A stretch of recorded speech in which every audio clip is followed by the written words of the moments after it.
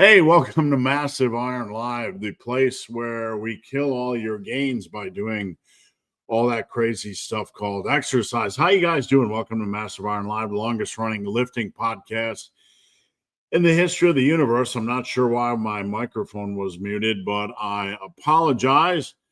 So for those of you guys new here, I have been doing Massive Iron Live every Saturday or Friday, whatever day it is, 11 a.m. Eastern for about 7 million years. Appreciate you guys joining me. Please come back every Friday.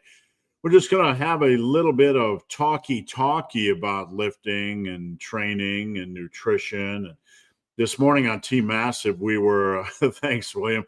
This morning on Team Massive, we were talking about functional fitness and how general exercise is going to kill your gains. Tongue in cheek, of course. So before we get started, a few things we want to talk about. If you are new here, don't hesitate to post up your questions. There are no dumb questions, no stupid questions. I don't care how many times a question has been asked before. We are here to help, so don't be shy with your questions. And if your questions don't go through, try shortening them. Sometimes the longer questions don't go through the YouTube system. And sometimes if you use a word YouTube does not like, for whatever reason, it's YouTube, right? It's social media. It will filter your comments. So if it doesn't go through, try rewording things. How is everybody doing? I am just having a wonderful time right now with my training, with my diet. Everything is just absolutely nailed, and I'm super happy. I started jiu-jitsu about 3 months ago, and it was a new challenge. I was trying to, dial in the demands of jiu-jitsu. I started adding in some rotator cuff work, and it has really been beneficial.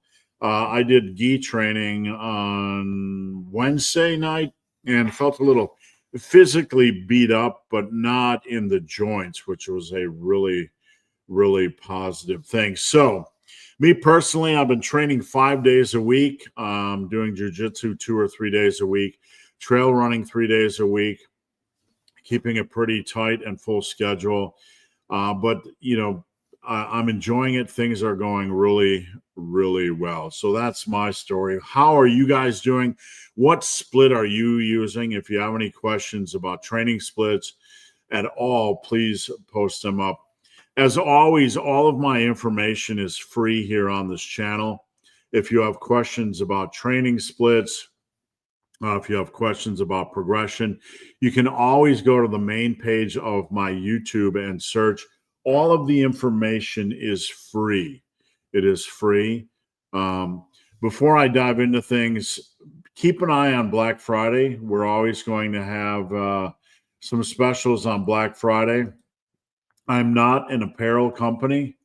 Obviously, I'm not an apparel company. Hold on one second. I want to post something up here if I can find it. But I do. Where in the heck did it go? Why can't I find what I'm looking for here? I can't find what I'm looking for. Oh, overlays. There we go. I'm not an apparel company, but come Black Friday, I'm going to be basically reducing everything to cost. Right now, I keep things about $5 above cost on my t-shirts and apparel. If you have not seen my apparel, I have a ton of just fun lifting stuff, lifting gear over here. We have things like gym bags and,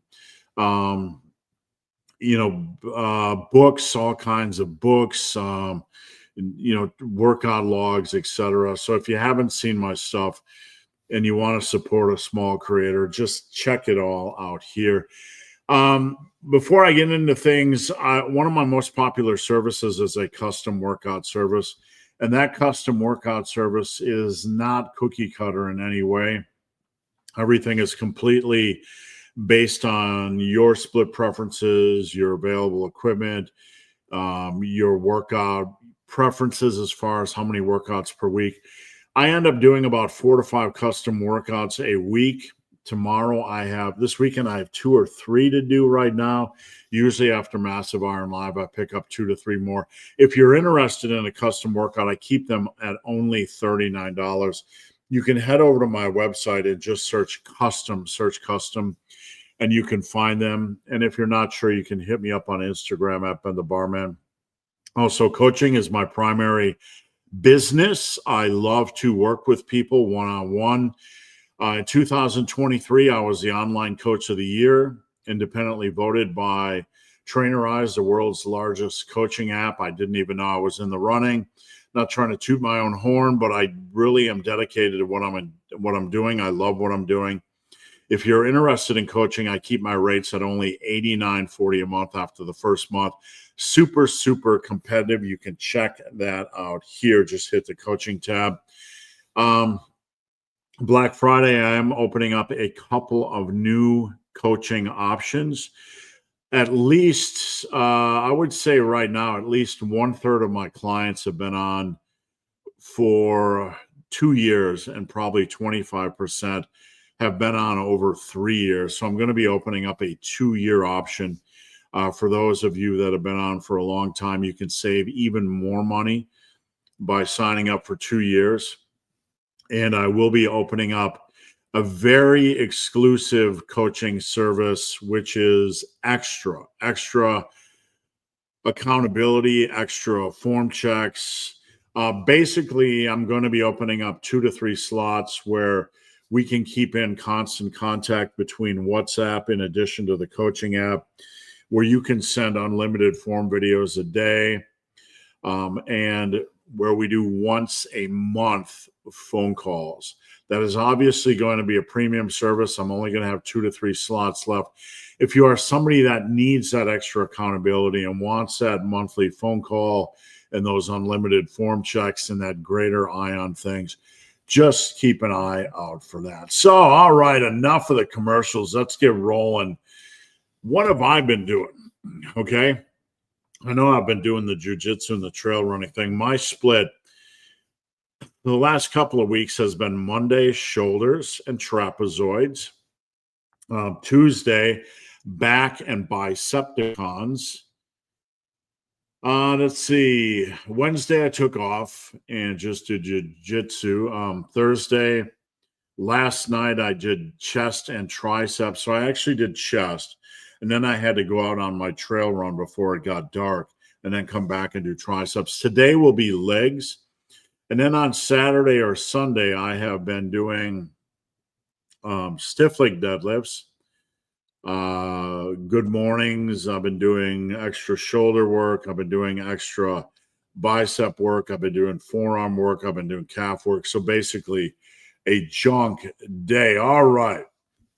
Hey, Steve, in one of your posts, you said that the RDL is a hard lift to get right. 100% correct, if not the hardest. What exactly is good form when it comes to that lift? First off, this is not a criticism of the industry, but it is probably the most misunderstood lift, even when it comes to influencers and coaches. You see a lot of people doing random things like putting the focus on how low you can lower the bar on an RDL, or simply bending and the bar is way forward of the body, or doing a straight leg deadlift where they feel like their legs have to remain straight during an RDL. An RDL, the focus is on driving the glutes back to load the hamstrings. So initially, then you want to keep the bar close to the body, because if the bar is moving away from the body, then you're going to just place stress on your lower back. We used to say, ride the bar down your quads. You can certainly do this. You want to have the bar close to your body. But when we say ride it down your quads, some people have a tendency to take that too literally and just absolutely attach it to their quads. It doesn't have to be that extreme, but it has to be close to your quads. So you want to drive your glutes back as the mechanism to both load your hamstrings and lower the weight. The glutes, once the glutes stop going back, you're done. You're not trying. It's not a depth competition. You move the glutes back to load the hamstrings, and we're not trying to get an extreme stretch to the point where the hamstrings feel uncomfortable. If you are doing it right, you can move the glutes back, excuse me, and feel the hamstrings loading. And then once the hamstrings can no longer move back, you pop them forward. I'm going to see if I can find a video real quick on the Romanian deadlift.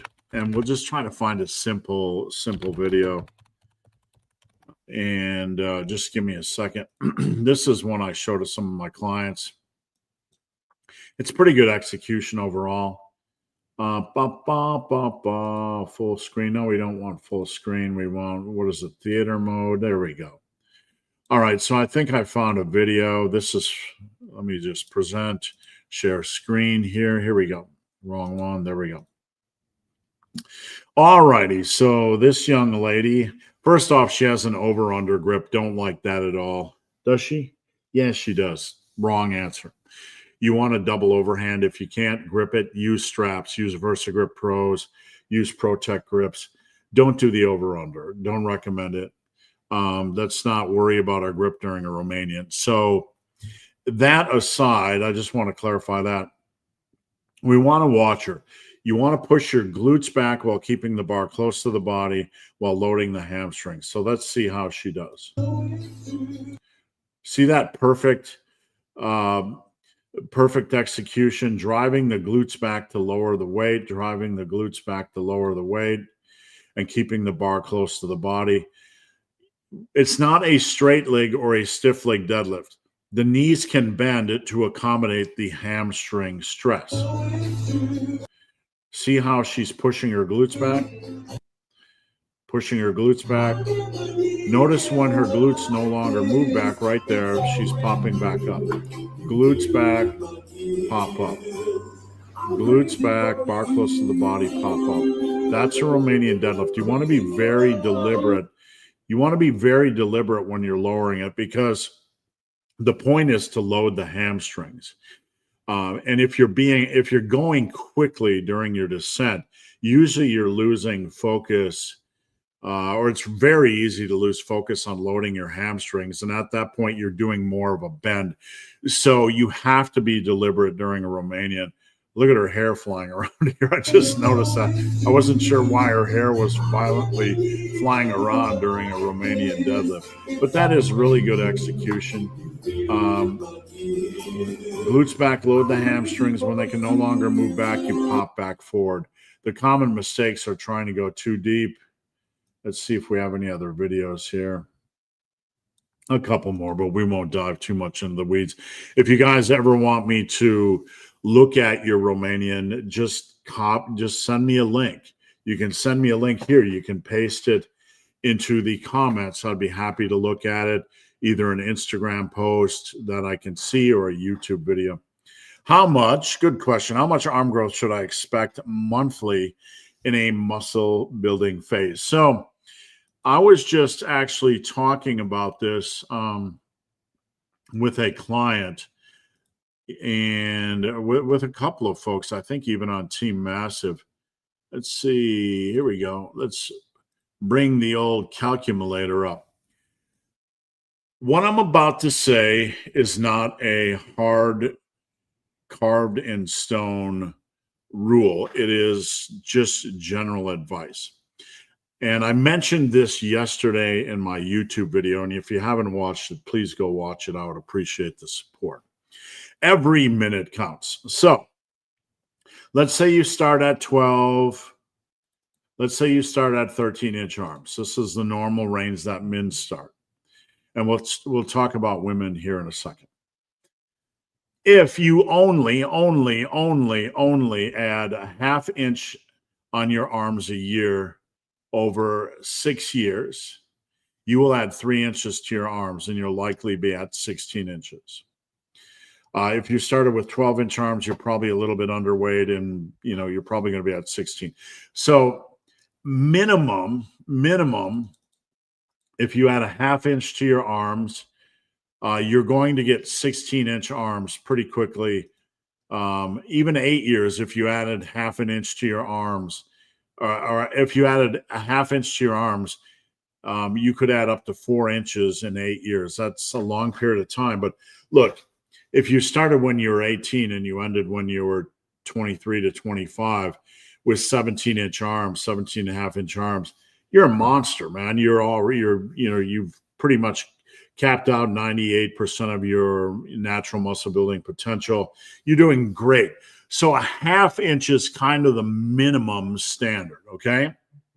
Like a half inch to your arms a year. That doesn't seem like much, but that is the muscle building process. And honestly, if anybody, tells you any differently, they're not being truthful with you. This is the nature of the muscle building process.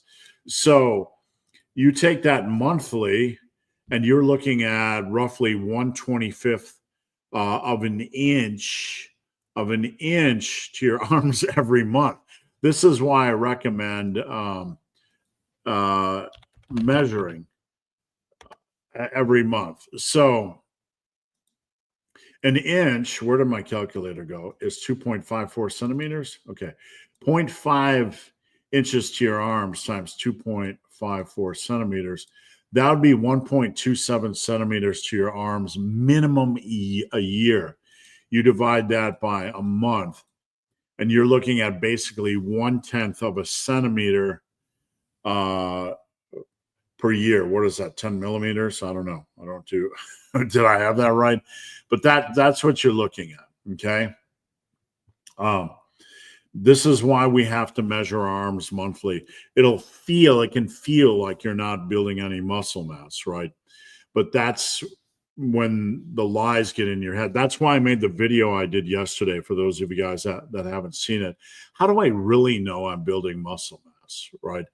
In the video yesterday, if that's you, that was for you. If that question is rolling around in your head, that video is for you. So please check it out.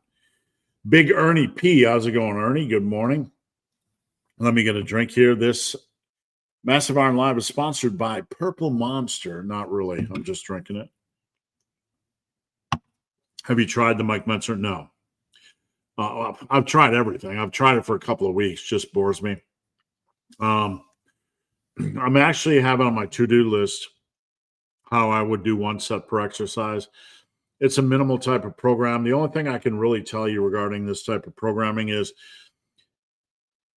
this isn't criticism. This is just my analysis from somebody that's been doing this a long time. Understand, I used to listen to or read Mike's articles when they first appeared in the magazines. And back then it was very, very new information. We were all excited to read it.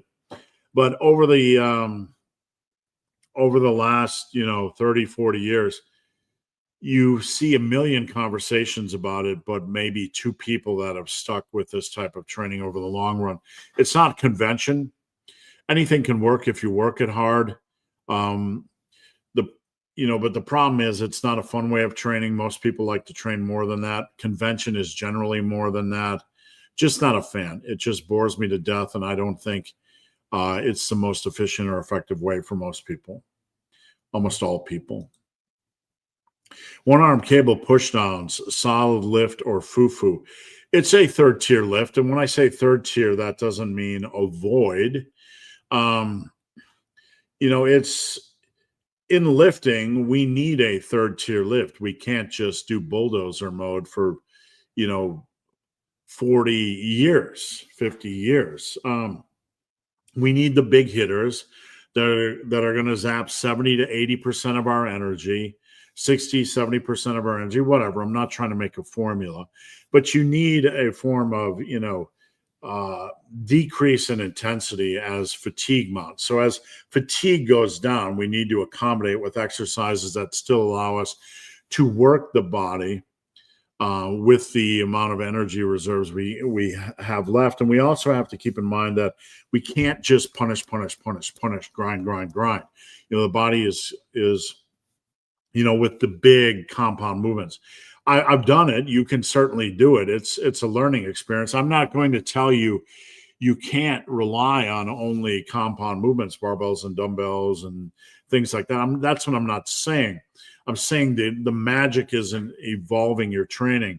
We can't have the mindset that I'm just going to use all the big compounds and grind, grounded pound, right? That's a good starting point, if that's you, but you have to be willing to adjust rather than stick to pure dogma.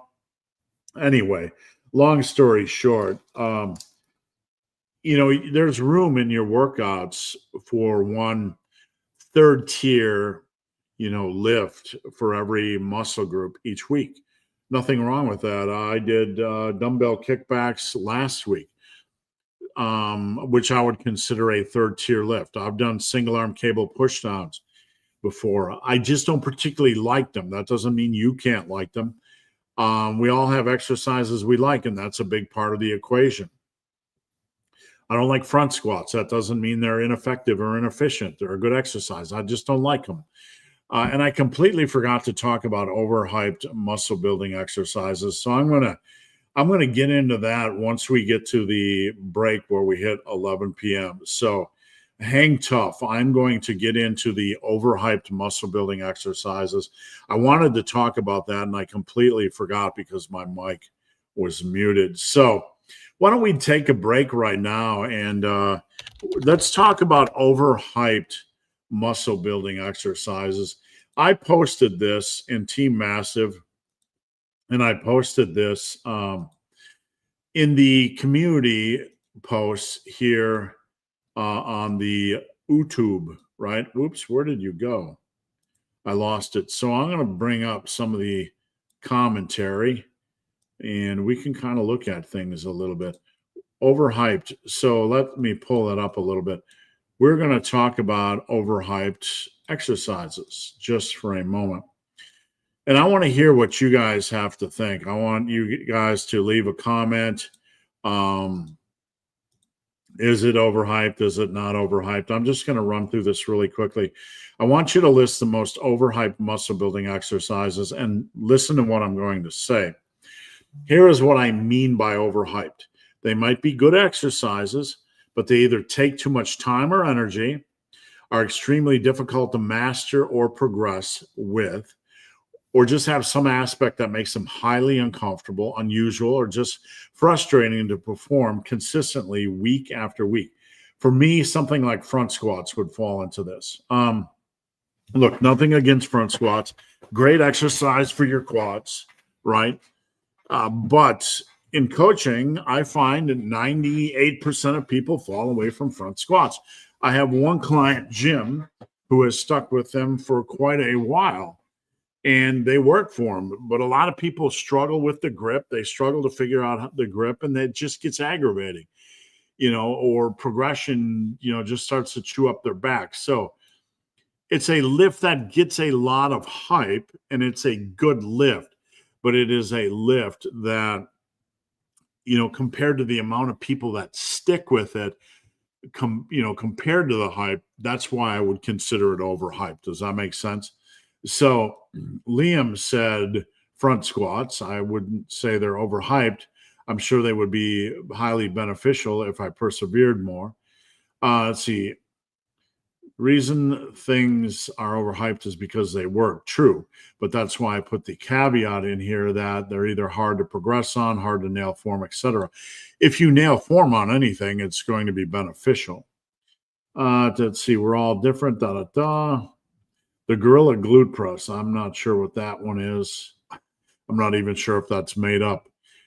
Bench press just doesn't feel right.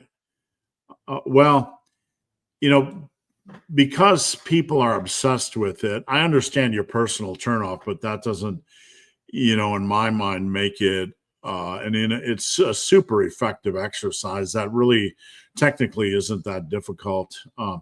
Skull crushers can be very, very hard on the elbows.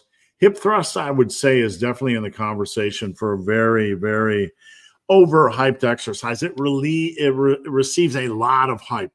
It's not that it can't be effective, but it sure does receive a lot of hype, doesn't it?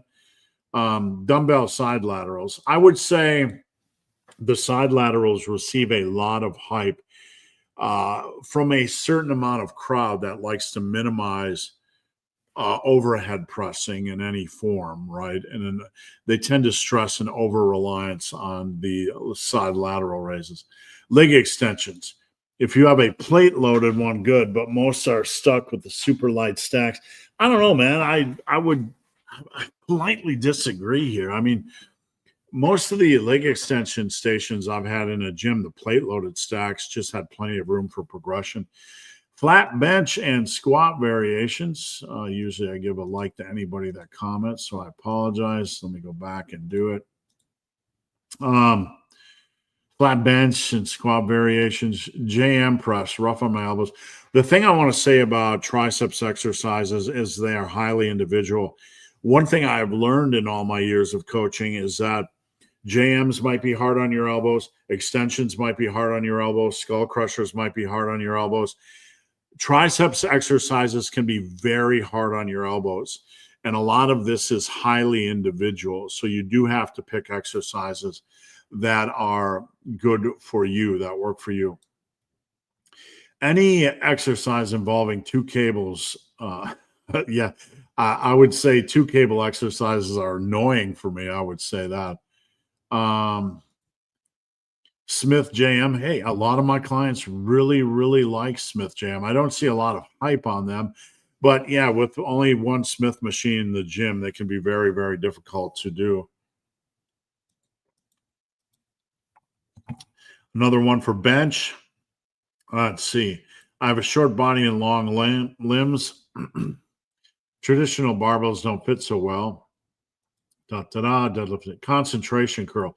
That's a pretty good one. I mean, a concentration curl really you can use it as a finisher in the right context, but it has been one of those lifts that has lingered over the years. You know, it's kind of a bicep staple. Not a lot of people do it. Not a lot of people stick to it. I would probably stick it in the pile of overhype. A lot of this, I've been at this on and off, since 93. Neck eye. Yeah, I don't know about Mike Tyson thing. That's outside of my league, especially deadlifts in the past, but these days they're probably overhyped. Face pulls, yeah, I would say face pulls. A lot of hype, and you can do a lot with a lot of different exercises that don't have the leverage or lean back issue. Again, an exercise that can work well for you, but it does receive a lot of hype. Yeah, squat and bench, all of them, every single one. Military press. Yeah, definitely do seated. I'm a big fan of seated. You have to lean back on a standing press to keep your wrists over your elbows to even a minor degree. So, you're going to get back pain, back stress to a degree, depending on the individual. Deadlifts. Lat pull downs can be very frustrating. They have a limited progression opportunity. You kind of hit a soft wall, and after that, you're like, what do I do with this lift? I still do them to this day. But yeah, they hit kind of a wall very quickly. I feel like for 90% of people, unilateral exercises are necessary. I don't know. We might have to, here a little bit, a little push and shove. Unilateral leg curls aside and unilateral leg presses aside, lunges and Bulgarians are wonderful. I think lunges are one of the most underrated leg exercises. Most machines or optimized exercises, we're just going to breeze through. Bench press, dumbbell. Oh no, right in the groin area. Yeah, you can do the same motion on a cable machine, but that doesn't make the dumbbell curl. Oh, you hit me right below the belt there. Belt squats, man, oh man. A lot of people love this, man. I've not seen a lot of belt squat hate, but a lot of this can be due to the actual machine and the starting position. I agree with you. We had a belt squat at my old gym, and it started so low I couldn't get it hooked. And you're talking to somebody that had been squatting for 35 years until that point. Another punch at conventional deads. Biceps isolation exercises to be not worth the setup. I don't know, man. I don't know. I spent a year at my strongest not doing biceps exercises, and I lost an inch on my arms. I'm not one to overwork the arms, but you do need a little bit. I want smalled triceps. I want smalled triceps. Assuming meant smaller, but I need to keep a press for underdeveloped shoulders. You need to keep a lot in the mix for underdeveloped shoulders. Another one for conventional dads. Squats are very, very hard to master for most people. And that's not something you hear a lot on the internet, but it's true. Conventional dads, Bulgarian split squats. Let's see. Bench squat day. Oh, they're going after the big four. BTN. Yeah, the BTN can feel uncomfortable for a lot of people. I don't know that it gets overhyped. It's kind of getting a rebirth. But yeah. All right, guys, that's it. Let me know your thoughts on the overhyped exercise conversation. Let's get back into the questions. Thanks and have a good weekend. Thank you. I appreciate it. Let's see what we got going on here. I have this software has a vertical thing where the questions are above me. So if any of you are able to see that, let me know. We have a new feature here. In one of your posts, we did that. We did that. Oh, I got lost here. Sorry. Bluebird, big, hairy, ugly dude. There's a problem where I don't. Oh, this is what I was looking forward to. This question. There's a problem where I don't stick with a program for some weeks because I get bored of the program fast. I'd like to know if you have any suggestions. First off, you're too fixated with programs. You have become fixated with programs instead of the bigger picture, and that is becoming fixated with lifts. So I made a video earlier this week about picking 20 lifts the coming year and focusing on progressing on them. What I'm going to say to you, Bluebird, I want you to think about. If you do 10 different programs, if you just hop for the next 10 weeks to 10 different programs, they contain the same damn exercises. I've said this over and over again. They contain the same damn exercises. Okay? You are looking for magic in your programming rather than finding the true magic, which is keeping the things you like and setting aside the things you don't like. So, Bluebird, you're starting a program, whatever it is, and you don't like it. You don't like that's safe to say there are some aspects of a program you like and some aspects you don't. If you don't like resistance training, if you don't like anything about it, you're in the wrong game, right? But it's safe to say there are some things you like about one program and some things you don't like. Where you are going wrong is you're not learning, you're not evolving. You need to reflect, you need to say to yourself, what do I like about this program? I like this progression approach for this lift. Okay, write that down. I don't like this progression approach for that lift. So instead of jumping to a program, you should be evolving your program. Okay? You can't keep jumping around and expecting a program to be 100% to your liking. This is a recipe for disaster. In the massive iron world, my world, what I teach is evolving your program based on needs. A lot of times people will tell me, what does this mean? It means just this. I enter a new program and there's 5 things I don't like and 5 things I do like. You don't jump to a new program because in that new program, there's going to be 5 things you don't like and 5 things you do like. So you're just hopping around, not analyzing, not evolving. You're just walking around in a maze with the lights turned off, bumping your head against the wall. You need to mature, and that I'm not saying you're immature, like I'm not saying that in a ridiculously offensive way. You need to mature your approach to training. What do I like? What don't I like? Let's take out the variables I don't like and put in variables I do like. Stop changing programs. Start evolving variables. Okay. I'm going to give you some homework. Take the program you're on right now.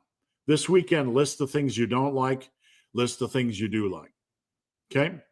The things you don't like, I want you to come up with variables in their place that you do like. Let me give you an example. Let's say you started something very, very radical like German volume training. Super radical, right? 10 by 10, really pain in the butt. I've done all the programs over the years.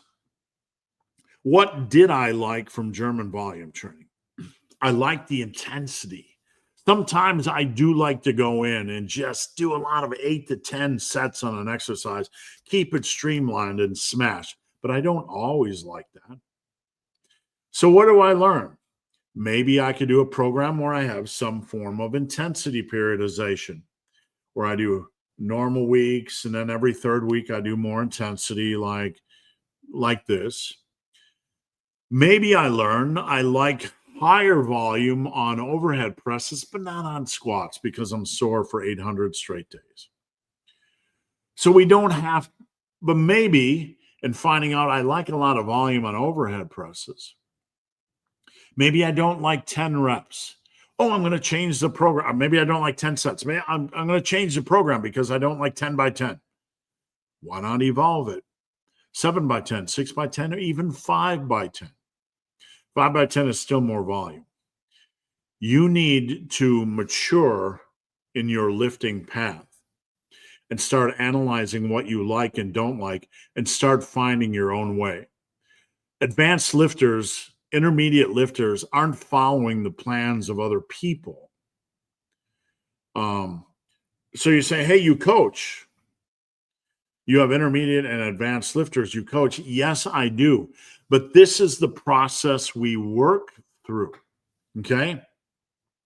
You have a starting point in programming, and then we discuss, what do I like? What do I don't like? I'm constantly asking my clients, what do you think about that? How did that go? What do you think about this? Are you getting good value from this? Sometimes I might even annoy them with these questions because they can seem repetitive, right? But yes, I have intermediate, I have advanced clients, I have all kinds of clients. But this is what we're doing. We're not hopping programs, we're analyzing variables because I want them to enjoy their programming. One thing I have to mention is there are some people that want to look good but don't enjoy the process. A lot of people want a lot of muscle and want a perfect body, but they don't enjoy lifting. Not a criticism, it's just a reality. A lot of people want a fancy sports car and a big fancy house and all kinds of fancy stuff, but they don't want to risk starting their own business. So they stay in the safe zone. There's nothing wrong with being that person. There's nothing wrong. There's nothing wrong if you don't want maximum muscle mass or maximum strength. You don't have to train to get your bench press to 315. And I'm using bench press as an example. It could be any lift. But there are a lot of people out there that want to look good, that want a muscular and strong body, but don't like the stuff you have to do to get there. So at that point, if this is you sit at the crossroads. Either you're going to do what you don't want to do, or you're going to be one of these people that spends the next 20 to 30 years hopping around, screwing around, playing pretend. When you don't look in the mirror and say, I'm not really that person, so maybe I should just do something a little bit more minimal and reasonable for general health, you still need to be doing resistance training for general health. And if you're that person, you don't necessarily have to have a plan. Just go into the gym and do your lat pull downs and your leg press and keep a little bit of strength. You're still better off than the person not doing this stuff. Does that make sense? Big Ernie P. How's it going, Ernie? How would you fit deadlifts into your vulgar full body workout? It definitely is a unicorn lift. A lot of times when I'm doing full body workouts, I personally put deadlifts right in the middle day just to make things easy. And then I kind of move pieces around the board. You can put them on the last day if you want and move pieces around the board. Mentally, I just like to put them in the middle day. So I will usually put deadlifts with a vertical pull, like a pull up or a lat pull down on the same day because they are a unicorn lift.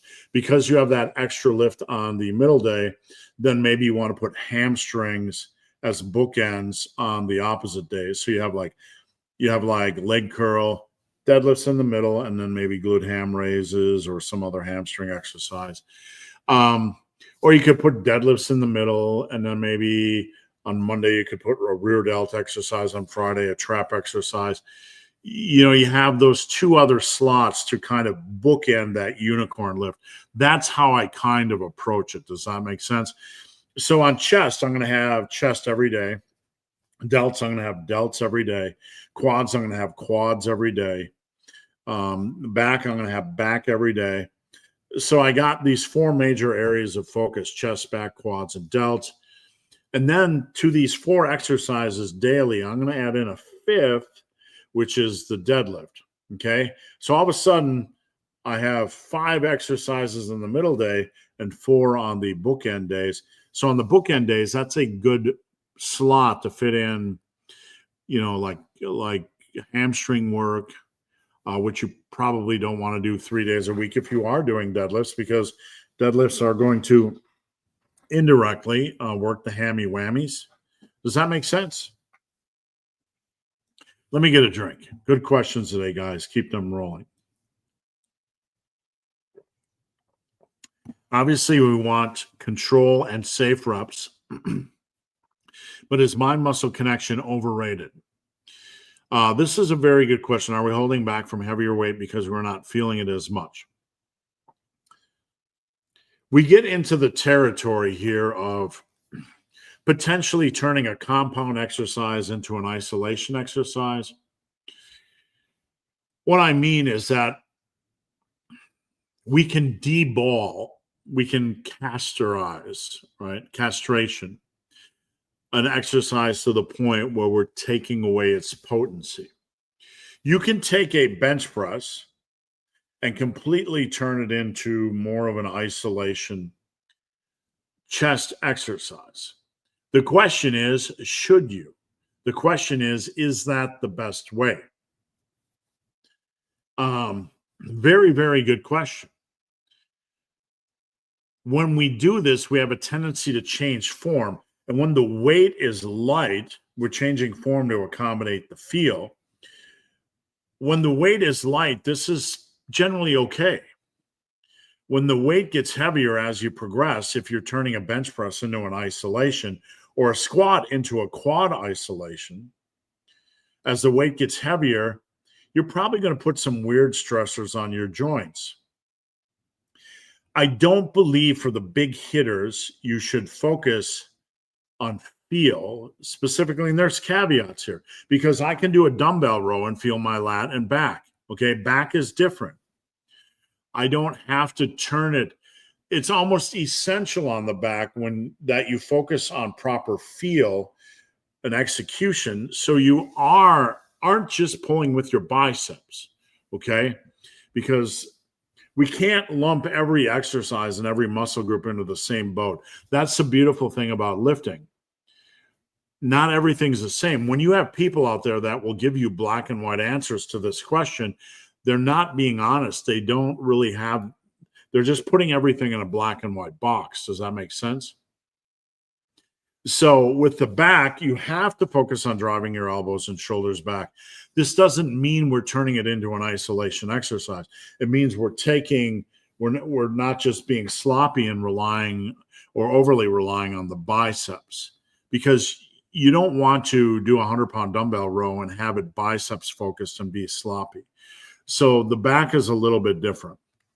On the chest, doing bench, doing squats, doing an overhead press, you just want to keep it natural. When you take these big compounds and you make them unnatural, or you try to tweak them, then by nature, if we're taking these big lifts and we're making them unnatural or not keeping them in a natural just position where we are natural execution position, we run the risk of increasing a lot of stress, adding a lot of stress onto our joints and connective tissue. Does that make sense? So for the big hitters, you don't want to take a compound and turn it into an isolation. Now, there are, again, this is very nuanced. Last night, I took a break from heavy benching and I did guillotine benching. The weight was much lower. Hear me? And I took it down till I felt a stretch in my chest. A guillotine press, we could easily equate this as just simply a bench press variation, but it is a bench press variation that exists to more isolate. Okay. So if you want to take a bench press and more isolate the chest, I would say you still need a big hitter in the mix, like dumbbell bench, like regular bench.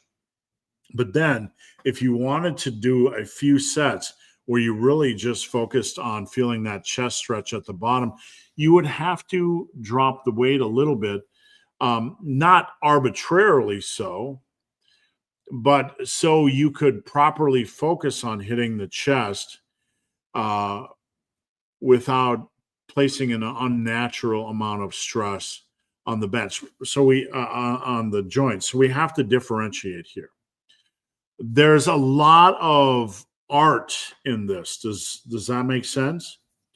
So in the lifting community, in the lifting world, we become so science-based or so black and white that we forget that there's a spectrum here. Hardcore bench, which I like, maybe guillotine bench, which is very focused on isolating more the chest, but we're reducing weight. There's a spectrum here. The question is, how can I find the proper balance to maximize muscle mass in this spectrum? I think it's better off having a wide-pronged approach. Having a bigger hitter, like a bench press or a dumbbell bench press, where you are focused just on getting stronger and not turning it into an isolation. With that said, many, many years, I have finished my bench press work and done a guillotine press or done a controlled bench with a stretch with less weight where I'm doing higher volume. So it's kind of a mechanical step down with more focus on feel. So I think you need it. It's a good idea to have a broad plan of attack, a big hitter, and then you can have a step down exercise. You don't have to do 2 bench variations.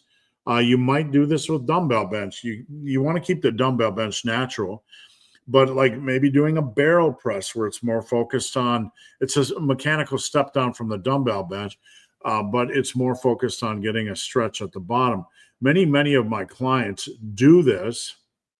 I don't talk about it specifically as being a mechanical step down, but this is a case of taking a dumbbell bench and incorporating a variation that is more of an isolation. I hope this conversation is very nuanced, but I hope what you can take from it in all of this is that black and white answers in lifting generally are very, very naive or completely missing the bigger picture. There's a lot of nuance here and a lot of gray area, and we have to be smart with it. But when it does come to our training, we need to have a really, we don't need to overstuff our programming, but we need to maybe have a little bit of this, a little bit of that in there, right? The power muscle burn system, you have the big power movements, and you have more of the muscle or the volume movements, and you have more of the lighter finisher, more, isolation type of movements. So we have lower ranges and mid ranges and higher ranges and big compounds and moderate compounds and room for mechanical step downs and lifts, and then room for finishers or rest pause.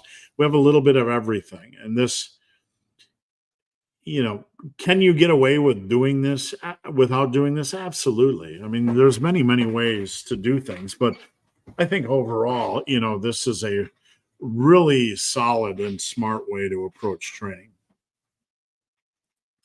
Was thinking of this while doing rows, but could not apply to other movements. Rico, how's it going, Rico? Good to see you, my friend. Big Sean, let me get a drink here.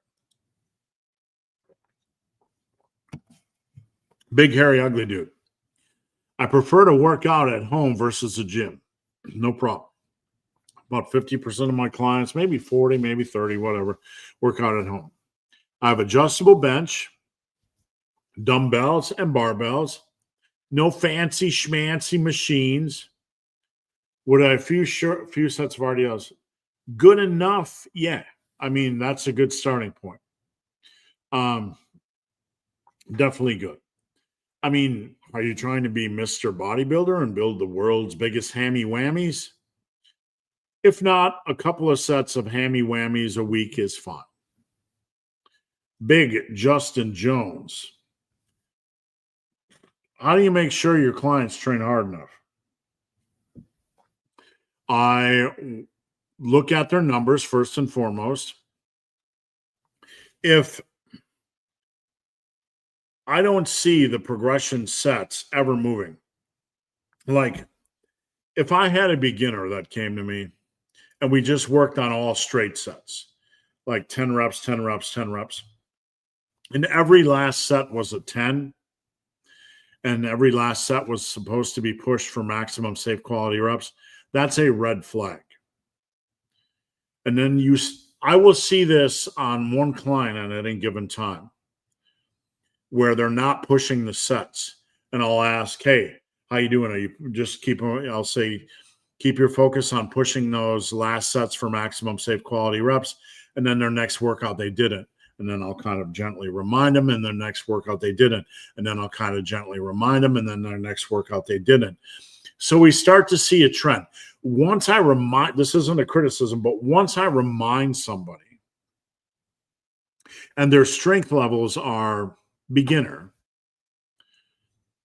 once I remind somebody and their strength levels are beginner and you see a trend that they're not, something is broken. So that's when you have to dive in deeper as a coach. As a coach, I just don't make assumptions. People have bad weeks. People have sleep deprivation weeks. People have job stress. People are learning the demands of an exercise. So we don't remain reactionary as a coach. We think, okay, we watch for trends. Part of the reason I will say, hey, just a reminder to push all the last sets for maximum safe quality reps is to not just inform and to see how they do next week, but to educate and to turn over stones to hear maybe a client say, I tried this, but on this happened, or I couldn't because of this.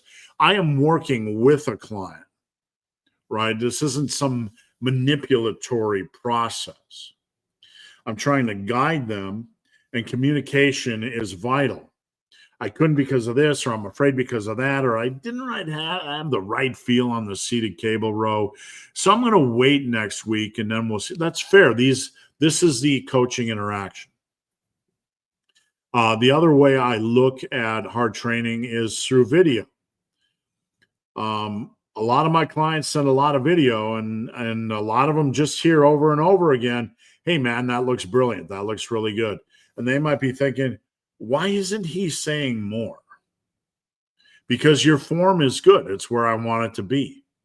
Trust me, if it's not, I'm going to give you pointers, and many of my clients know this.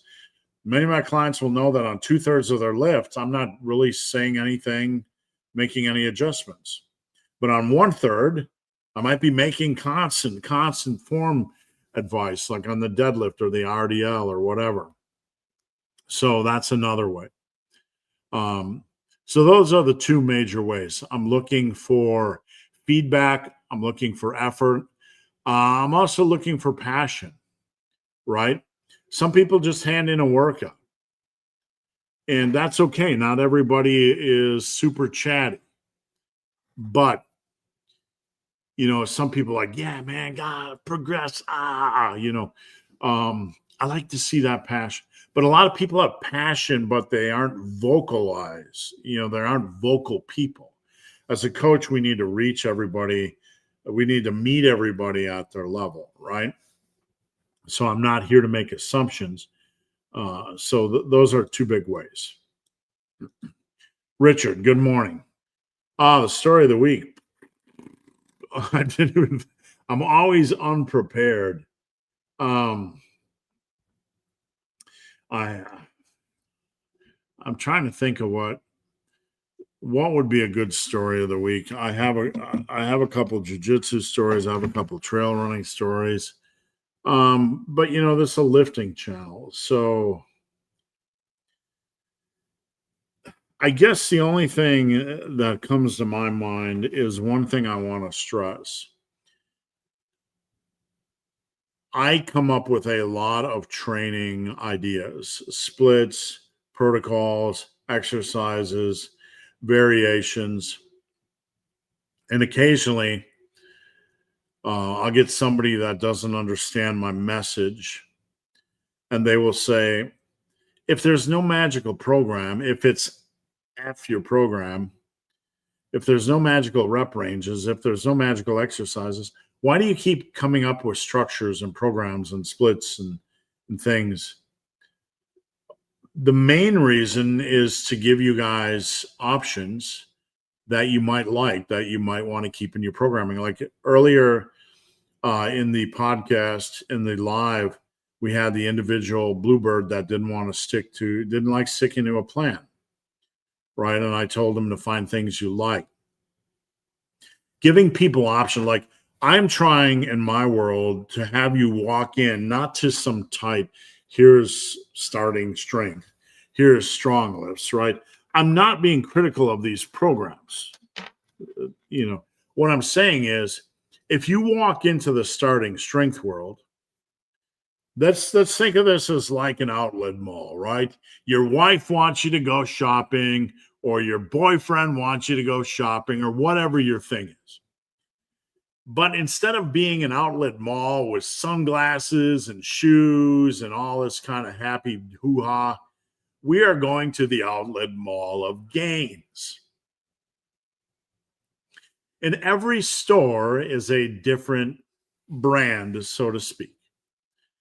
So you walk into this starting strength. This is not a criticism of any of the brands. It's just the reality of what I'm trying to achieve. And I'm trying to use this as a method to build a broader perspective of what I'm trying to achieve.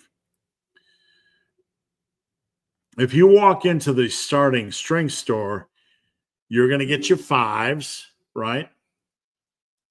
You're going to get your squats and your bench and your pull-ups and your things. You're going to get minimalism, and you're going to get your fives. You know what you're getting. That's the store. That's your option, right?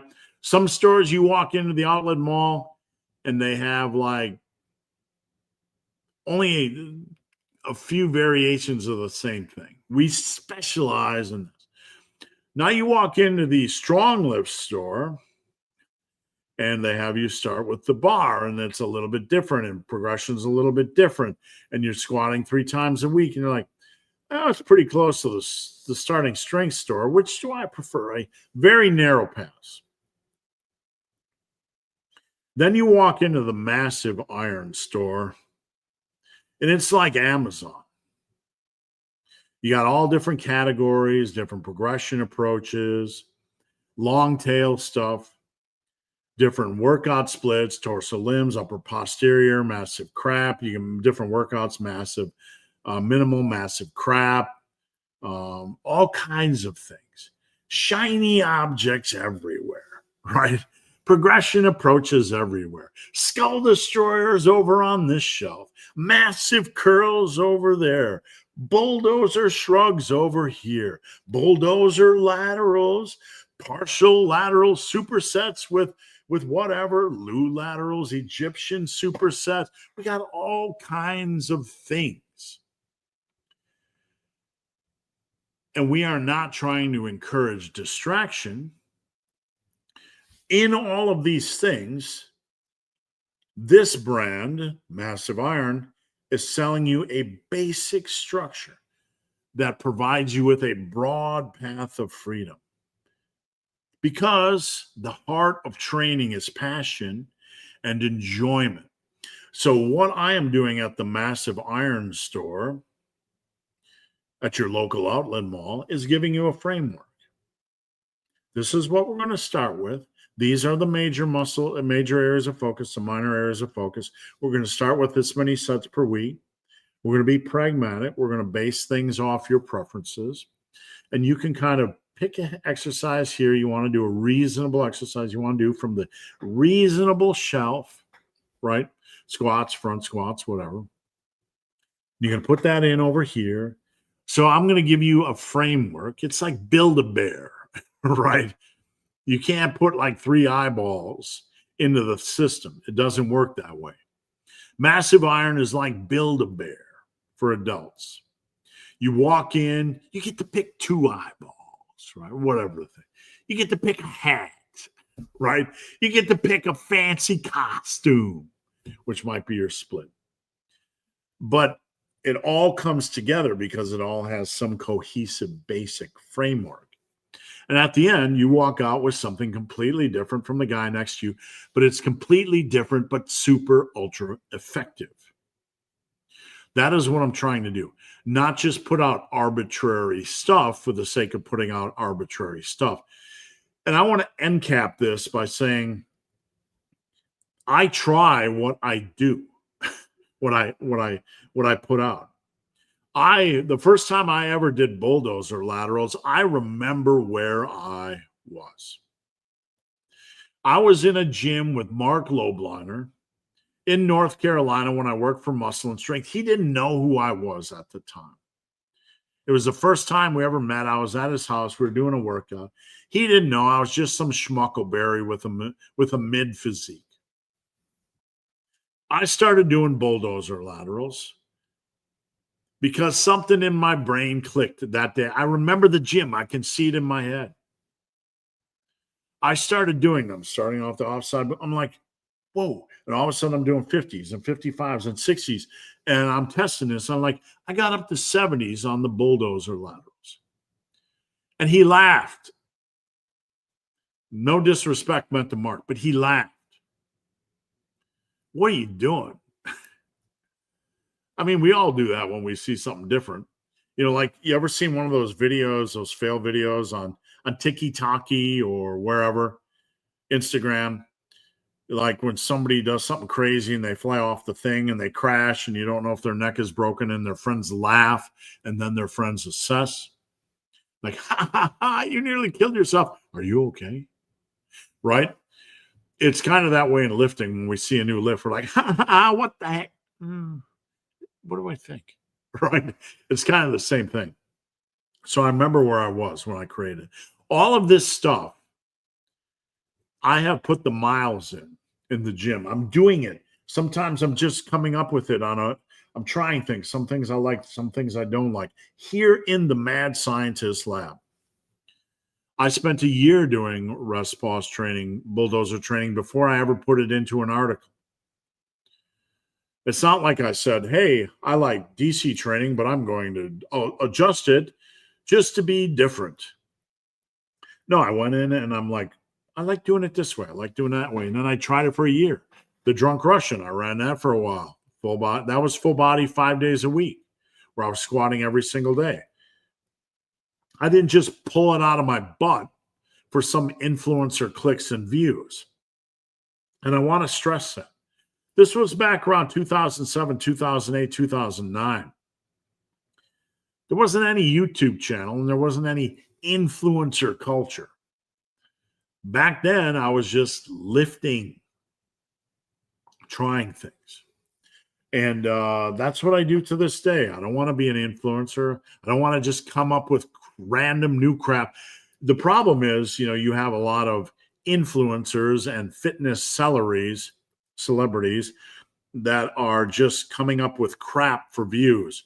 3 game-changing chest exercises that will change the game, that will change the game, right? And you look at them, you're like, these look dumb AF, right? These look really like the curl press. Like, what? We couldn't come up with 100 better exercises than the curl press. Fail boat captain, right? You know what I'm saying? Just influencer stuff, crazy stuff for the sake of crazy stuff. Do whatever you want. Try all the stuff. Do all the stuff. Well, it says we're having trouble streaming to Facebook. Whatever.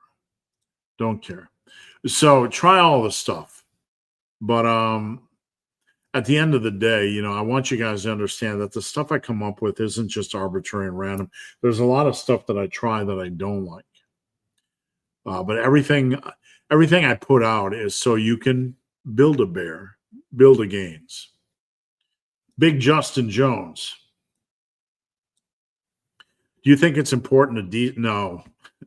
This is a concept. You don't desensitize muscles just so you don't.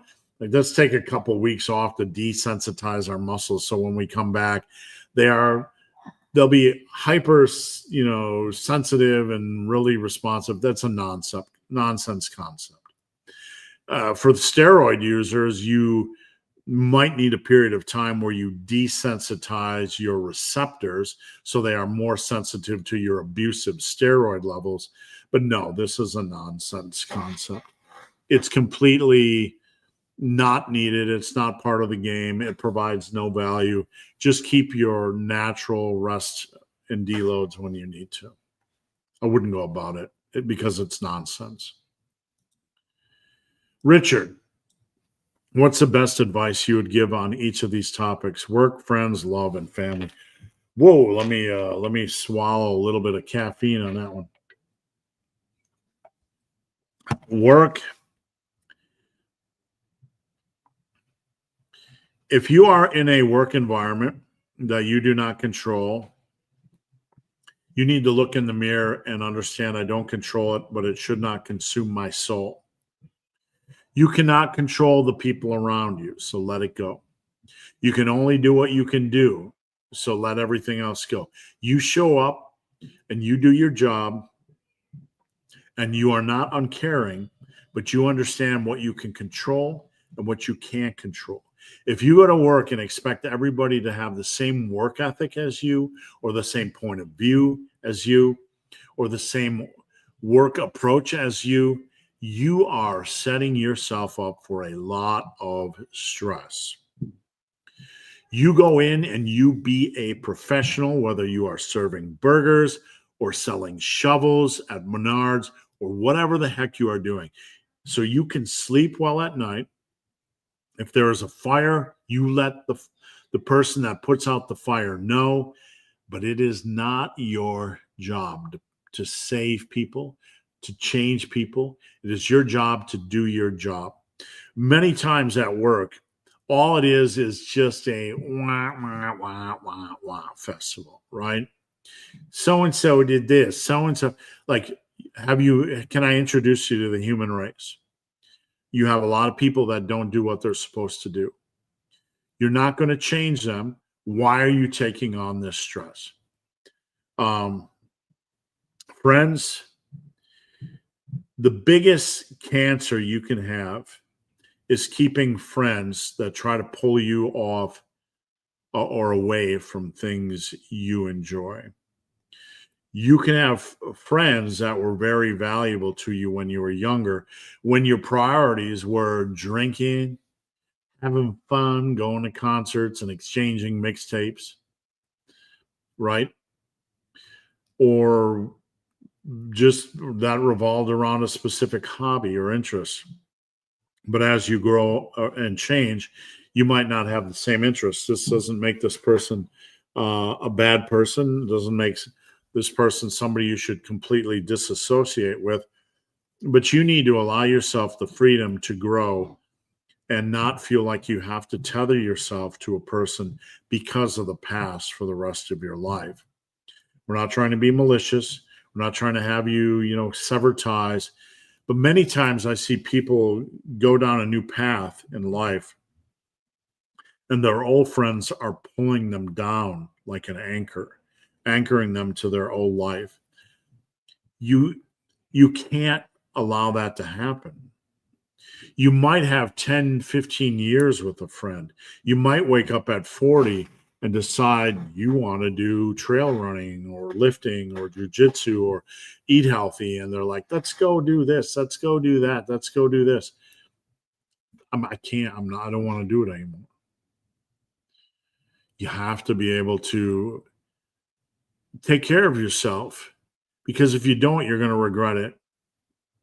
And sometimes people have to fall by the wayside.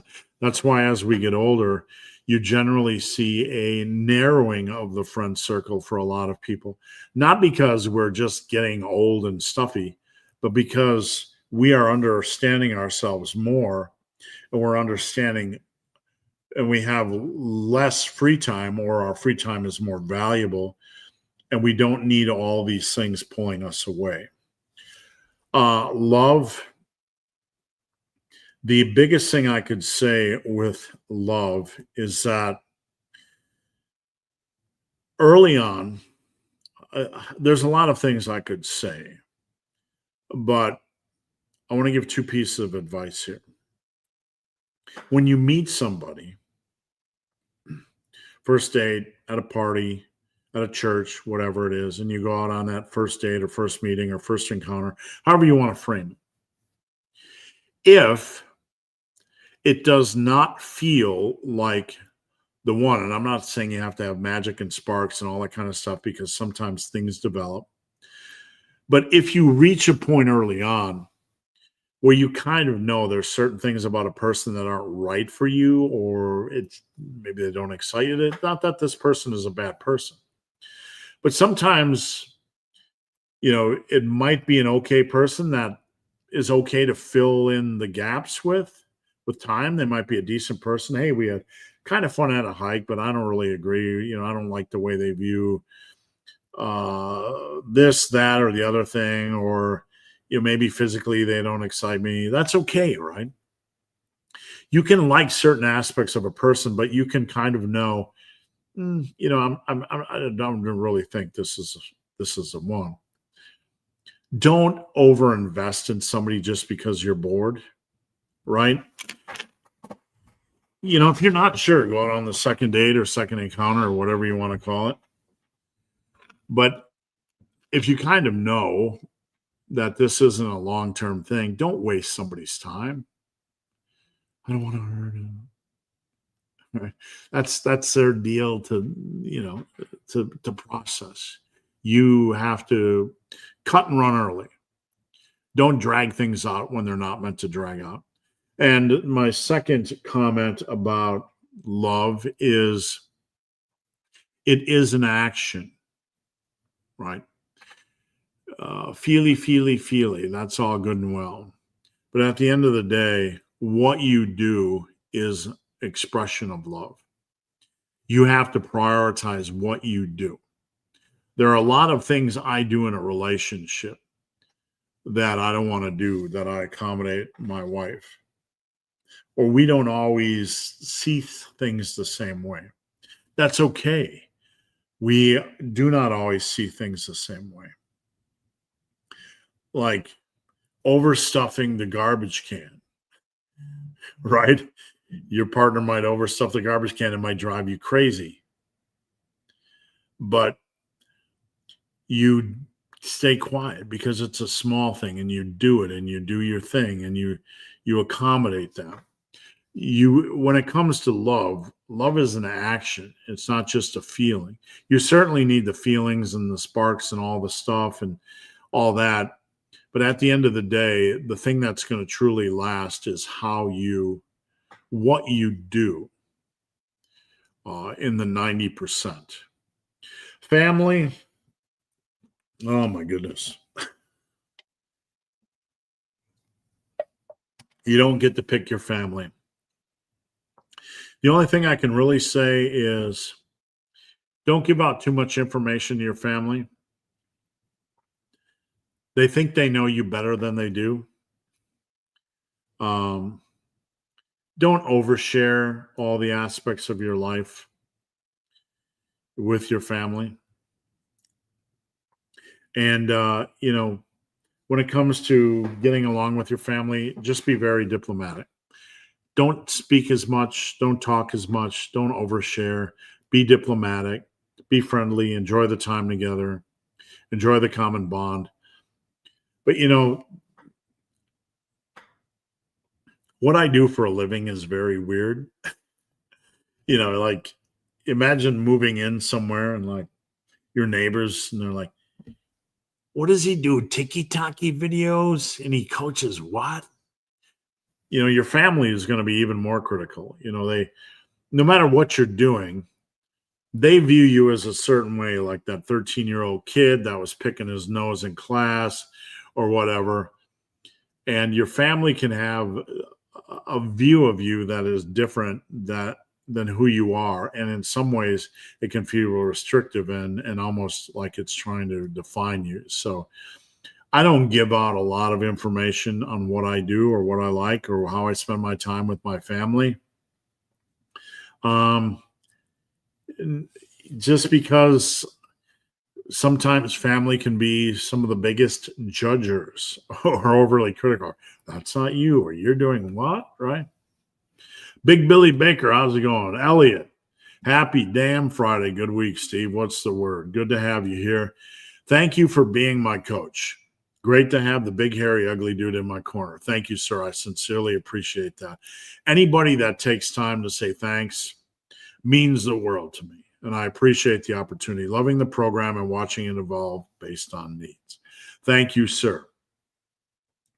Underrated home gym equipment you love. Definitely the leverage squat. Leverage squat, leverage squat, leverage squat. One piece of equipment I would get. Well, I would save every penny. I would save your kidney on eBay, get a leverage squat. Absolutely wonderful. Wonderful, wonderful, wonderful piece of equipment. All right. Wow, we had a lot of good questions. Normally, we're only to this point like 30 minutes in. Now we're an hour and 18 minutes in. Great questions today. Let's roll. Rico, how's it going? Rico, good to see you. Jeffrey, good to see you. Shelly, good to see you. On my 55 weighted vest walk while listening. Great, man. Appreciate it. Crazy that I get used to walk around with this weight. Yeah, imagine being like a fatty like I was, 346. Good to hear, man. I appreciate you taking the time to tune in. That intro music gets me pumped every time. The song is called Flack, and you can actually find it on Spotify. It is a song I wrote way back in the 90s, the music for it. And it has been updated. But yeah, that's the song I wrote. It's on Spotify. I actually have a Massive Iron, playlist on Spotify. You can just search Massive Iron. It's music I listen to when I'm lifting. Are any of these lives happening? I just commented on the other. I have a new setup where it does a vertical and horizontal. I'm not sure if that messed things up or if it's actually running two lives on YouTube at the same time. It's the same live. I don't actually know how it works, to be honest with you. I'm just checking out my YouTube right now just to see what it's doing on the back end. It gave me the ability to do. It looks like we have two lives. One that is a vertical and one that is a horizontal. It's actually the same thing, which is really, really weird. StreamYard gave me the option to do a vertical and horizontal, and I didn't, maybe they are two different videos, but they're the same thing. I don't know how it's working. I got to figure it out. What rotator cuff work are you doing? Nothing crazy. I started with, I do band pull aparts, and then I do Cuban presses, very meticulous and slow, rotational. And then I'm doing club swings to kind of bulletproof the shoulder girdle. That's what I've started with. Big Ernie, glad to hear you're adapting to jiu-jitsu. Thank you, sir. Big Michael from Germany. Good to see you, Michael. Big Richard, I'm glad everything is going well. I hope your first jiu-jitsu championship is just around the corner. I don't know about that. I might consider competing in October. I want to train. I want to at least start to train like I might be competing. Big Billy Baker. Weight cuts suck. Yes, they do. And I find discipline is so much harder than training discipline. It absolutely is. You need to structure, and get it in and get it over with. You know, it's going to be in your best interest. You need to have a plan and keep evolving that plan and working on that plan. Big Justin Jones. And Bill, you got this in you. You just need to get some Eye of El Tigre. I want to buy some T-shirts and hoodies from you, but the tariffs are crazy. Yeah, I mean, it's always been crazy shipping to Canada. For the last 10 years since I've been selling stuff, it's always been crazy, you know, so nothing I can do about that. I wish there was, but that's just, I mean, even 6 years ago when I would send a book to Canada, Canada was the worst. And I don't know why. I don't understand. I'm not a political guy. I don't get in politics or tariffs, but I do know even 6 years ago, if I was trying to send a book to Canada, it would cost a fortune. B. Crow. Getting back to lifting after being out of the gym. The only thing I can say is pick a program that makes sense for you. Don't try to do anything radical. Spend a month or 6 weeks. You know, ease into things. Start out the first 2 or 3 weeks, maybe doing 2 sets per exercise, and just ease into things. You know, don't go crazy. And once you ease into things, then you can start slowly progressing, get your feet underneath you. I have a video that is called "Getting Back into Training," and I made it after the pandemic. Take a look at that. Let me know if you have any questions. I'm 24 years old now, and I have a squat bench dead total of a lot at a minimal body weight, smaller body weight. And that's, you know, a reasonable body weight. I have gym experience of 4.5 years now. Have been stuck. You're not stuck, and I mean that respectfully. You have a really good total, and you're in that late intermediate stage where it's going to take you a long time to add reps. If you added a rep on your bench press every 3 months, just to your top set, you would add 20 pounds to your bench a year. And after 5 years, you would have 100 more pounds on your bench. That's the game you're in right now. You're not stuck.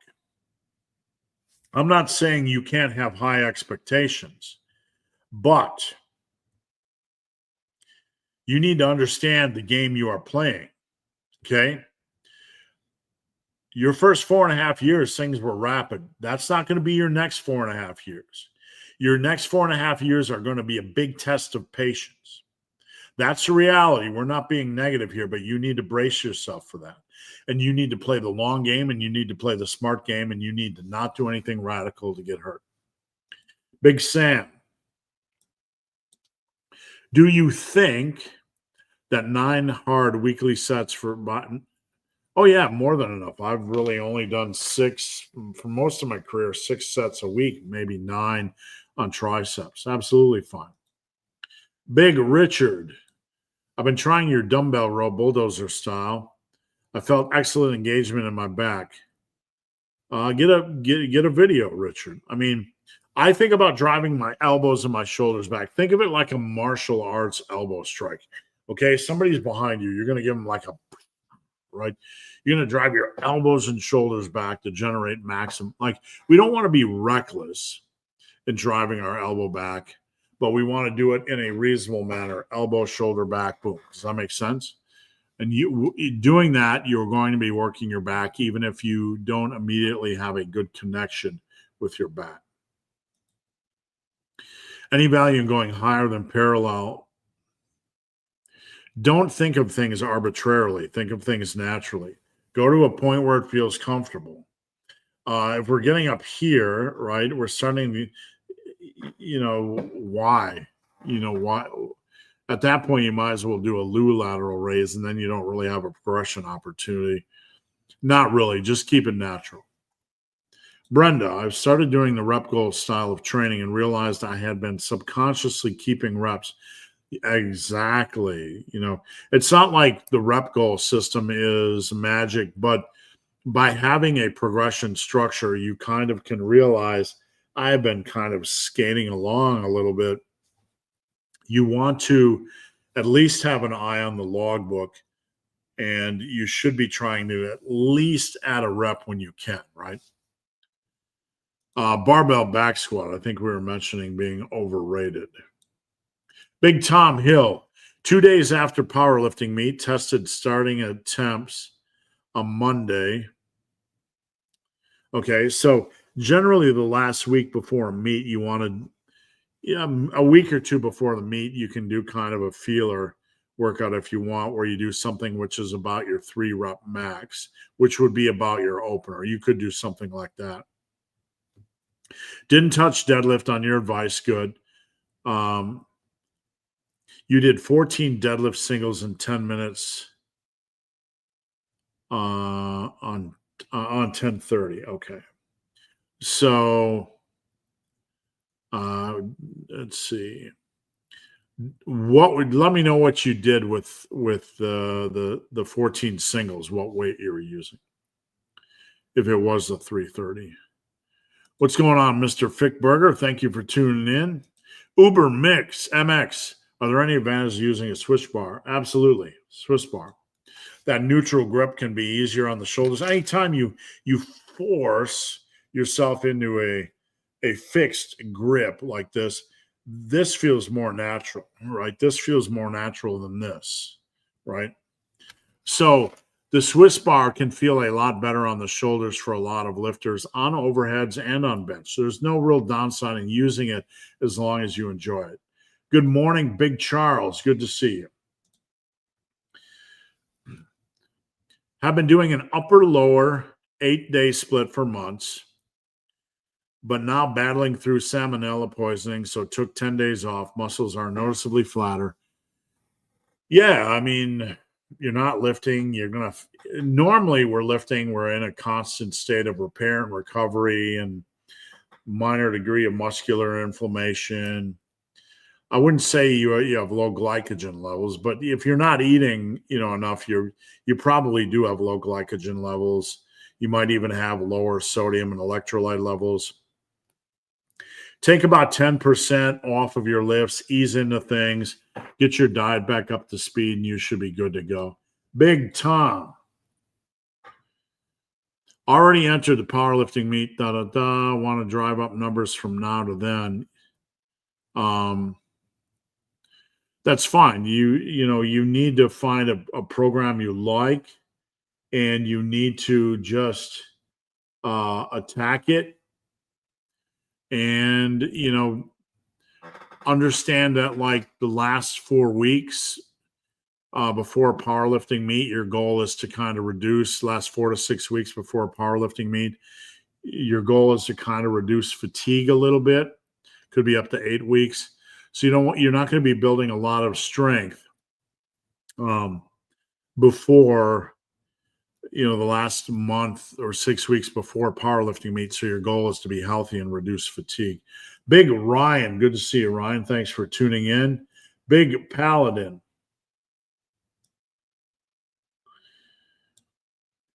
Do I have the metabolism of a horse? Do you have the metabolism I had in my 20s? I had a crazy metabolism in my 20s. I could literally eat all day. But I think I was a lot more active, starting around age 27. I thought my metabolism tanked, but I think I just started to move a lot less.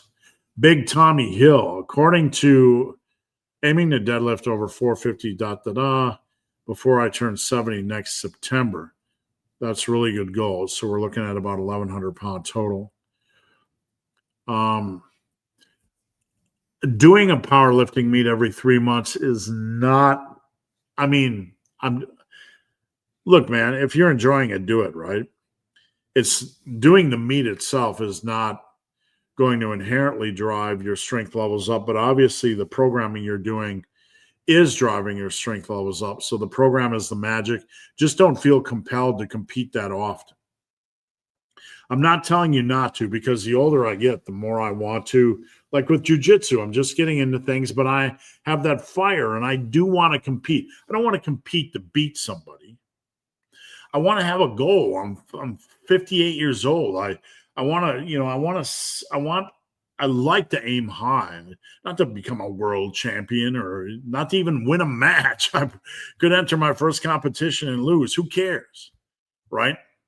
But I want to keep moving forward with things I like. So if you like competing every 3 months, go for it. But just know the downsides. Competition in jiu-jitsu, in trail running, and endurance running, and powerlifting does have downsides. That is the intensity, exertion intensity. To piggyback off your response you gave Bluebird, and we were talking about program hopping. What is your favorite combination split? Like ones that combated your dislikes and likes into one routine.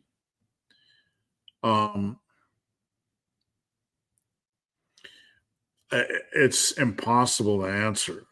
I don't really have a favorite. All I like doing is a body part split. Most people, like a lot of my clients, like the upper posterior. Some don't. Upper posterior is a very popular split because not everybody likes doing leg days. It's having 2 leg days and having 2 upper days. The push-pull legs, a lot of people like push-pull arms legs. I have an upper posterior full body that works really well for 3 days a week. So you do an upper, chest, shoulders, arms, posterior, legs, back, and then full body, whatever you want in that last day. That's super popular. Since you mentioned German volume training 10 by 10, I know you say it is too much. I didn't say it was too much. I said it was too much for me on squats. What would you say is the safe upper limit on a single lift like squats? That's going to be highly individual, but I will say once you get above 3 sets, I can do 3, I can do 4, but beyond that, you're probably going to be sore for a lot longer, depending on the individual. And sorry, we were talking squats specifically, so I didn't mean to correct it. I just want to make sure for anybody reading that they didn't think I meant German volume training was too much. I can do 10 by 10 on bench. I can do 10 by 10 on overhead. Finisher sets good for, our finisher sets good for muscle. Yeah. When you have that last little bit of 10%, everything contributes to muscle building as long as it's in the right context. The whole finishers don't have value. It's just ignorance. We have to feel things out and have a bigger picture. I like doing finishers when I have a little bit of extra energy just to get it out and just thrash a muscle at the end of a workout. You don't have to do it, but when you feel like doing it, just do it safely. Different muscles respond to different types of rep ranges. It's not as simple as that. Every exercise you will find feels better or worse for you in different rep ranges. Like pendlay rows, I like 6 reps, maybe 8 reps max. I don't like 10 or 12 reps. It just starts to feel tedious, like a cardiovascular stress. On deadlifts, once I get above 7 reps, it starts to feel like a cardiovascular and lower back battle. Every exercise is different, and this is what we need to understand. It's not as simple as chest responds through different rep ranges, back responds to different rep ranges. It's not like this. That's a fantasy construct that exists only in the influencer world. Does that make sense? Calico Riot. My triceps take multiple days to recover from a 4-bull or 4-set bulldozer or rest pause protocol. Does it make sense to swap it with delts on a torso limb so it doesn't mess with it? You don't want to be training triceps the day before a press workout. So I would have to see the structure of your program. RDLs, I would have to see the structure of your program. I would just have to see them. They are going to go into a limbs day, but I would have to see how you're running your program. All right, let me get a drink. Let's say peak bulk maintenance was 3,500. Coming out of a cut, where would that maintenance likely be? You said maintenance was 3,500, so I don't understand. If your maintenance is 3,500, coming out of a cut, your maintenance would be 3,500.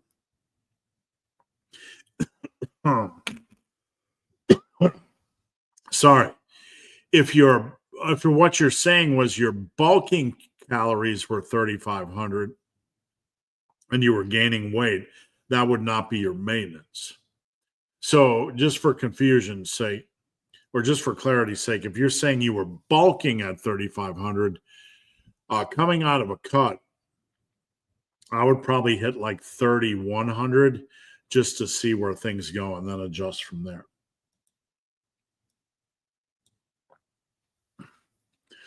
For muscle activation, do different muscle groups require different rep ranges? No. Every exercise, you need to go into the gym with, don't do that mindset. What you need to do is look at everything on a case-by-case basis for the exercise. What rep range makes sense for me on this exercise? It's not about magical rep ranges. That's nonsense. Set that aside. It's about what rep range feels good for me as long as it's reasonable. And then progress in that rep range. That is what you want to do. Weighted dips is the king of stretching. Weighted dips are a decent exercise. Just don't overstress to the point where you're placing stress, unwanted negative stress on your shoulders. 2 days before powerlifting meet, Okay, we did that one before. Sorry. Do you know you? Yeah, I do know. I don't know how that occurred. StreamYard has a feature where it's the same live. It's doing one in vertical and one in horizontal. I'm not sure why it created 2 lives, but I'm going to report that to StreamYard. Already entered All right, I'm confused, Tom. So a lot of questions regarding the deadlift, but I need to know what weight you use for your deadlift singles. What's going on? Good to see you. Thanks for tuning in. I asked in the group the other day, just wanted to hear you live. I'm thinking of switching deadlifts with snatch grip for a few months. You need to make sure your deadlift form is locked down. Okay? There's no point in switching to a snatch grip if you aren't bulletproof in your deadlift. I would not exclusively do a snatch grip deadlift. I wouldn't. I would do that every other week. If you simply, want to run it every week, that's fine. But I would probably recommend doing it every other week.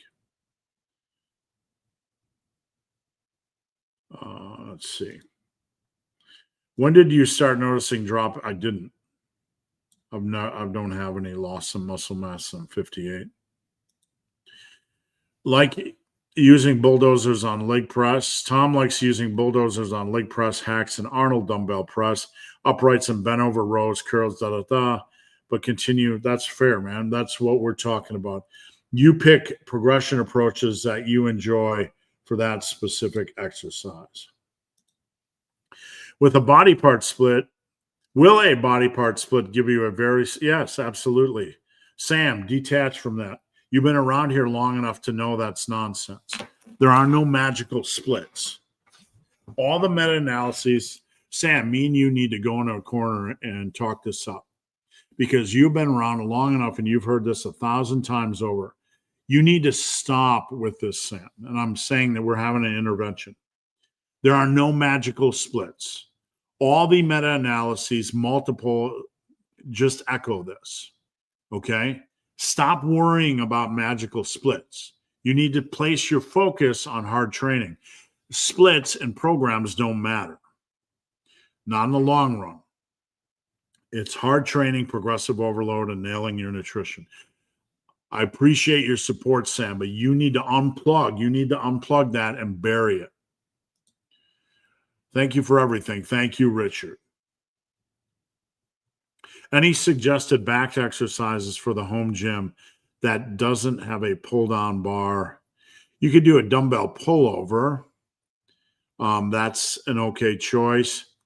You could kind of do an inverted row or kind of like a more upright rack pull-up where your feet are elevated, where you're kind of doing a pull-up.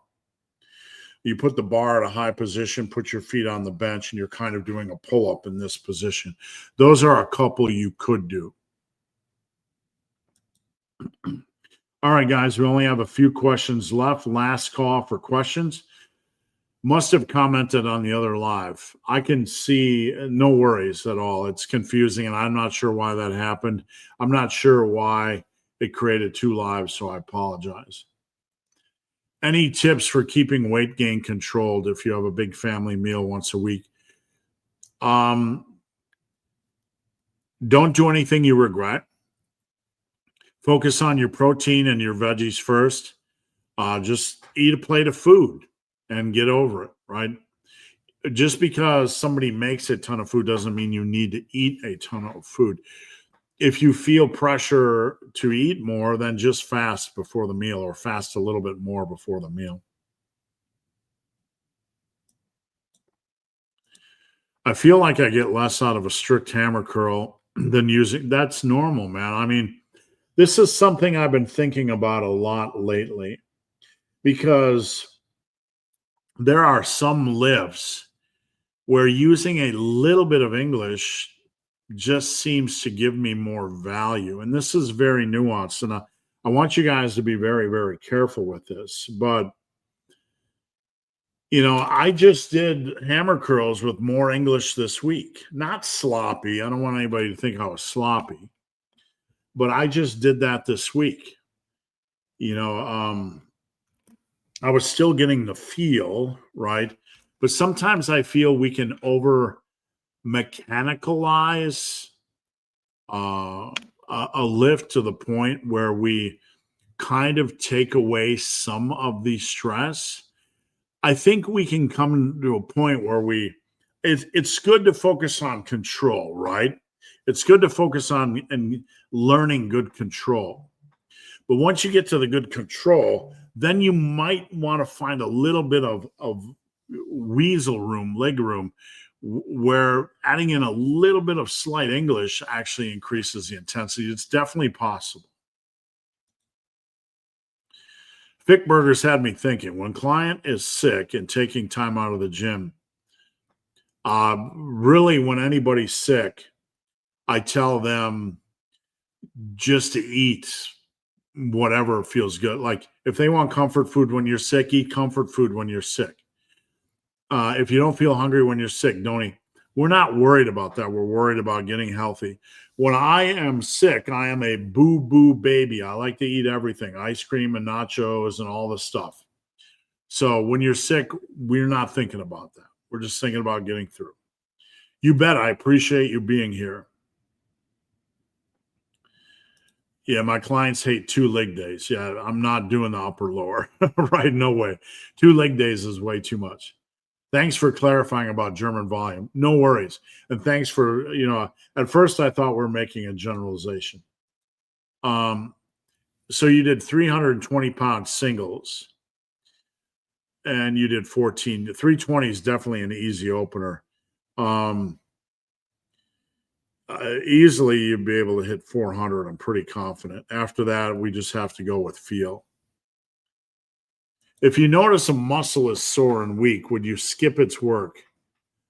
No, I might want to reconsider my plan, because if you have too much soreness where you can't do the next workout in order, you might have a frequency that's not working for you for that muscle group. At this point, we need to do a deep dive into our programming and maybe adjust the frequency of that. What is English? It's a little bit of cheating. It's moving from strict to a slightly less strict and maybe putting more stress on the muscle group.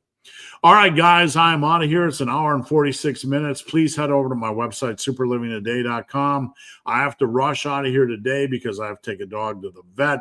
Thank you guys for watching. Please come back next Friday, and we are out of here.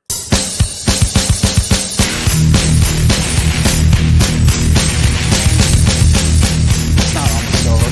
It's not almost over. You're not almost there. You're not almost there. You're not almost there.